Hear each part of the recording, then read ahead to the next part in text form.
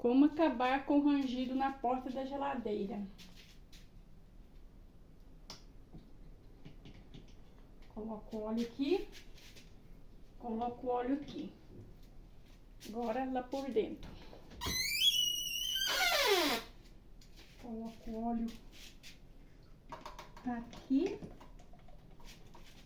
e embaixo.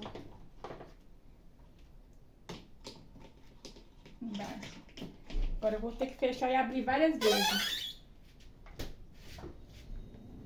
Ó. Já parou de rangir, tá vendo? Gostou da dica? Me siga para mais.